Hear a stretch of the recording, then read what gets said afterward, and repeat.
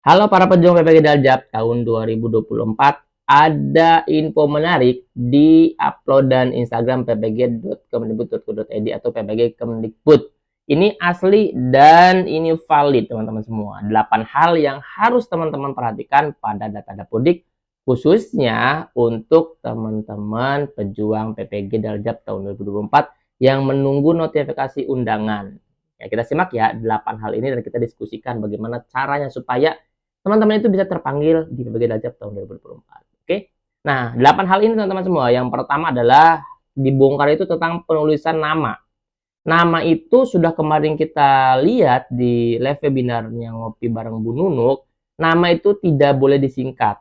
Harus disesuaikan dengan KTP dan ijazahnya. Dilihat lagi ya untuk teman-teman guru, mungkin bisa koordinasi dengan teman-teman operator ya, dibuka dapodiknya, dilihat lagi namanya apakah nama saya itu ada singkatan dan tidak sesuai dengan ijazah atau tidak sesuai dengan KTP.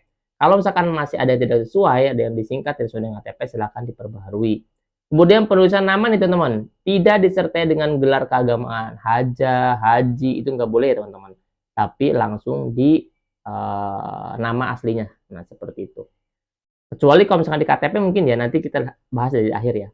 Nah, kemudian nomor 3 ini teman-teman, penulisan gelar akademik sesuai dengan KBBI dan ijazah. Ini titik koma ya, ini titik koma panduannya. Kayak misalnya kan kita lumrahnya itu SPD ya. Nah, SPD itu bisa biasa teman-teman itu salah tuh asal untuk mengetik namanya. Kayak misalkan Cynthia SPD, harus kan Cynthia, koma, spasi, S titik, P besar, D kecil, ditutup dengan titik terakhirnya teman-teman, jangan lupa. Cynthia, koma, spasi, S titik, P besar, D kecil, titik. Nah, kalau teman-teman yang punya dua gelar, maka teman-teman harus dipisahkan dengan titik koma.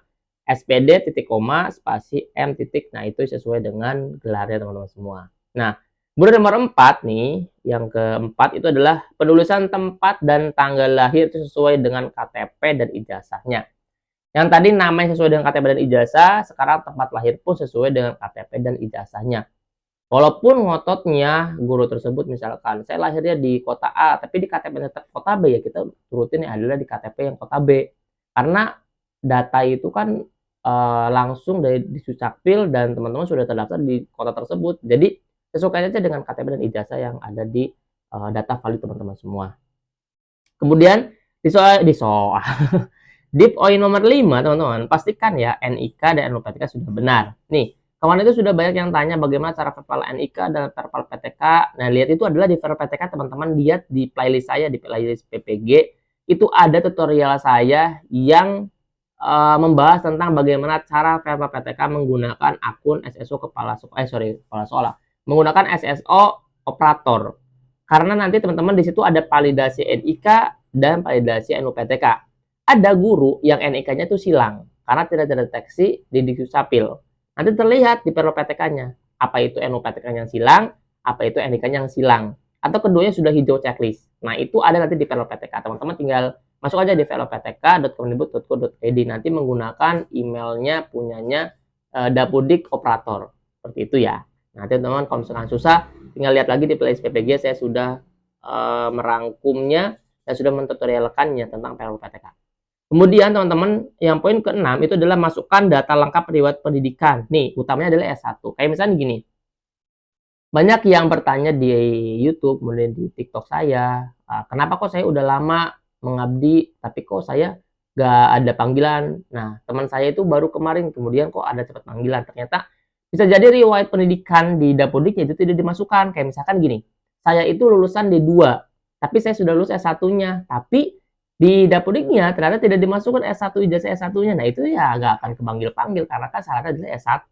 Walaupun teman-teman sudah S1, tapi kalau nomor ijazahnya belum dimasukkan, ya tetap teman-teman tidak terdeteksi sebagai S1 kependidikan itu. Jadi teman-teman wajib untuk lihat di riwayat pendidikannya di Dapodiknya. Sudah masuk belum ijazah S1-nya? Kalau sudah, ya udah berarti disinkronkan dan siap untuk terundang di PPG Dajab tahun 2024. Ingat ya, walaupun teman-teman yang sudah S2, tetap S1-nya dimasukkan. Karena yang dilihat adalah S1-nya dari berdasarkan program studinya teman-teman semua. Kemudian nomor 7 nih, jika belum melaksanakan PPG, pastikan hanya terdaftar di satu administrasi pangkal atau satminkal induk. Jangan sampai dua induk teman-teman semua. Jika terdaftar di dua satminkal, maka harus menentukan salah satu satminkal saja. Kan ada tuh yang satu, sorry, yang satu guru, dua satu mingkal induk. Jadi teman-teman wajib untuk satu mingkal induk aja. Kemudian pastikan data dapodik teman-teman semua sesuai jenis PTK-nya, guru atau kepala sekolah. Nah, kemudian ini juga ada banyak pertanyaan nih. Kak, kok saya itu ngajarnya kelas 1 ya, tapi kok di dapurnya tenaga administrasi itu gimana bisa terpenuhi atau tidak? Nah, teman-teman kalaupun ngajarnya guru kelas, tapi kalau misalkan di dapodiknya teman-teman itu jenisnya adalah tenaga administrasi, ya nggak akan kepanggil-panggil karena PPG itu untuk guru, bukan tenaga administrasi. Walaupun teman-teman ngajar kelas 1. Jadi yang dilihat adalah data dapodiknya untuk pemanggilan atau undangan di PPG Daljab tahun 2024. Makanya dilihat juga riwayat pendidikannya sudah dilihat, kemudian jenis PTK harus dilihat. Jenis PTK-nya harusnya adalah guru, seperti itu. Oke.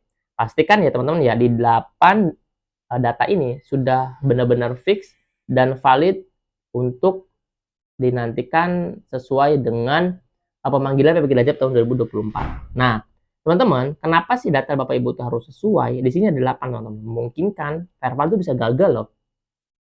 Karena 8 ini kalau misalkan teman-teman tidak benar-benar serius dalam memperbaikinya, nanti teman-teman yang lain sudah terpanggil, teman-teman ketinggalan. Makanya teman-teman nih wajib ya, tulisan nama diulangi lagi ya, nama atau nama singkatan tidak sesuai dengan KTP atau ijazah. Dilihat lagi berarti patokannya adalah KTP dan ijazah. Kemudian salah penulisan gelar akademik juga, titik komanya, nah sambungannya. Teman-teman kalau sulit, lihat aja KBBI-nya, buka KBBI-nya. Kemudian mencantumkan gelar keagamaan itu tidak sesuai dengan ijazah, data tempat tanggal pun tidak sesuai dengan KTP dan ijazah, salah input PTK nih, salah input NUPTK dan NIK. Tadi sudah kita bahas tentang verbal PTK-nya. Kemudian tidak tercatat riwayat dan data pendidikan S1. Yang punya ijazah S1 yang dulu pernah D2, masukkan S1-nya supaya bisa terpanggil. Begitupun teman-teman yang S2, masukkan S1-nya.